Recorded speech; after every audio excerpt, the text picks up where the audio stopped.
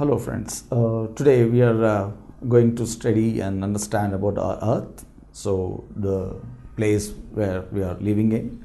So before switching into the earth planet, so we'll just discuss about our universe for a while. We all know in our universe we have galaxies. Galaxies means a group of stars scattered here and there. And we have around 10 to the power of 11 galaxies existing in our universe, out of which we are living in Milky Way galaxy. We have studied in our earlier classes. Milky Way galaxy, why we call? Because Sun is the center of this galaxy. Sun is a star. So, and at the same time we all know that around the sun we have planets moving around, and we stand in third place from the sun after Mercury and Venus. And okay, so and you find life on this earth because of certain resources like water, atmosphere, the air where, but at the same time, half of the time of our earth has got a barren land. There is no life after formation of earth planet. And this formation made because of 13.7 billion years ago, there was a big bang in our universe. So at that time, the earth was formed. And after that, after billions of years, so as you know, astronomical changes happens only millions and billions of years ago. It's not like 1 or 2 days like that. So on this earth planet, where we are living just 1 lakh years ago onward, like along with the other plants, animals and microorganisms. So earth has got tremendous resources that we are using at our will, but later on we realized about the over exploitation of these resources, like forest, we are cutting the forest and polluting the atmosphere, and the rivers, you all know that industries are pouring their waste into the rivers and polluting that.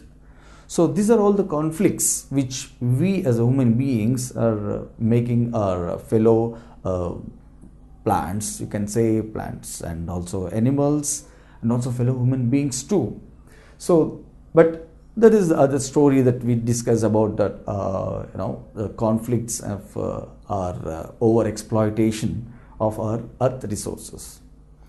Today we discuss on that earth is made up of what and how many layers and all these things which are very important for us. We are having the earth planet with the 3 layers. The first layer is called crust, that we are living in which, and this is about 30 kilometers to 100 kilometers in depth if you go deeper into the crust. And again you will have a mantle which is 100 kilometers to 2009 kilometers depth. And the third one is the core, which is 2009 kilometers to 6,436 kilometers. This is the center of the earth, and we are trying to constantly trying a world as a better place, earth as a better place in our daily routine thing. So this is about earth inner side, but we discuss this part in depth in the later stage. But we'll understand again the line which I draw here is called orbit,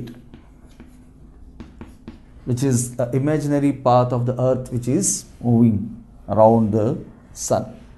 And this orbit is definite, and the earth is moving at the speed of 107,200 kilometers per hour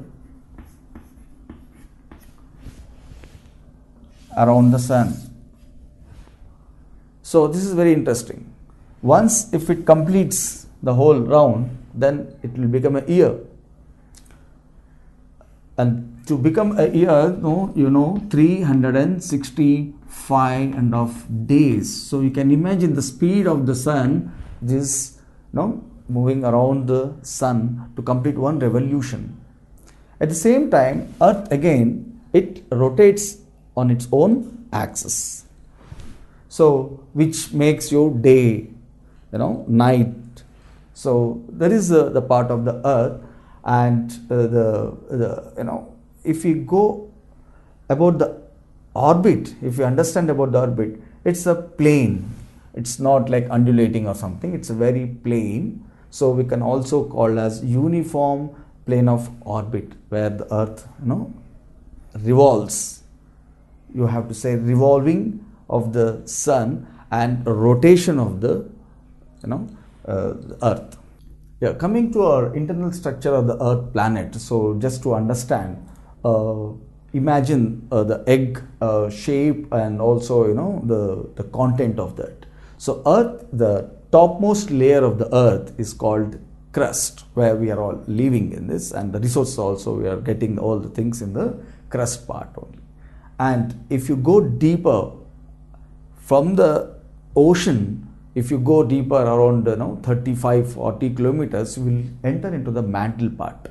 And from the top of the hill, it's around. That means from 30 kilometers to 100 kilometers, you will find the crust layer, which is the first part of our earth planet. And the mantle, and again this crust, as you all know, it's composed of rocks and plants, animals and other stuff.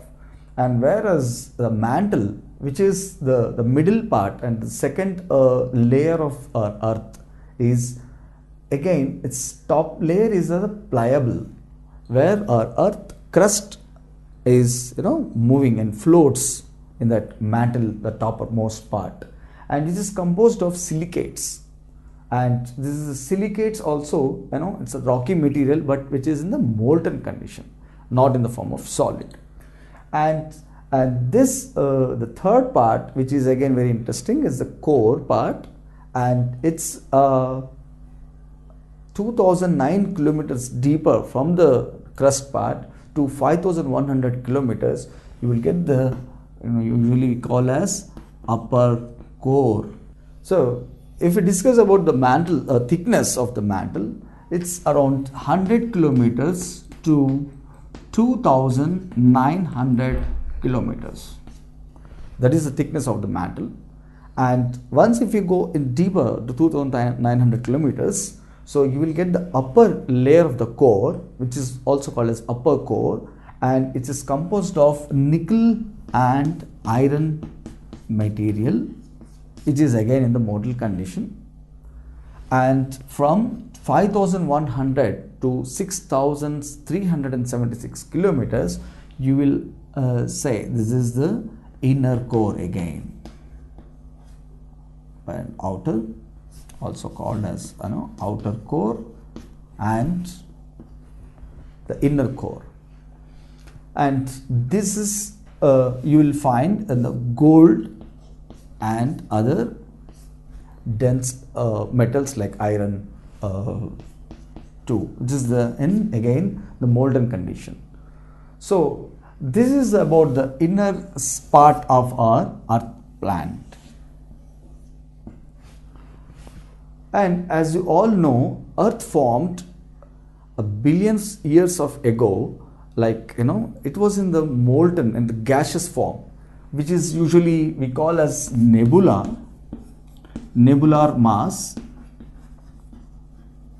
A scientist understood about the nebular mass after cooling of this nebular mass, it became, solid part.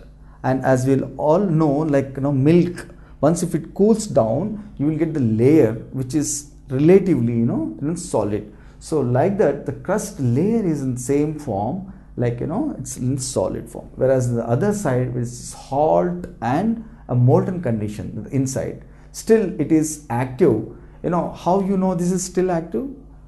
Volcanoes are best examples, that from this mantle, this silicate and other molten material is, poured out.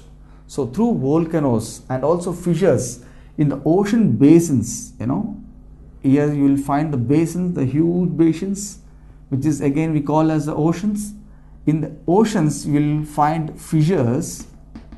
Through fissures you will get, magma out, which is the liquid, molten magma, which is, again pushed out from the mantle side. So this is, volcanoes and the fissures in the ocean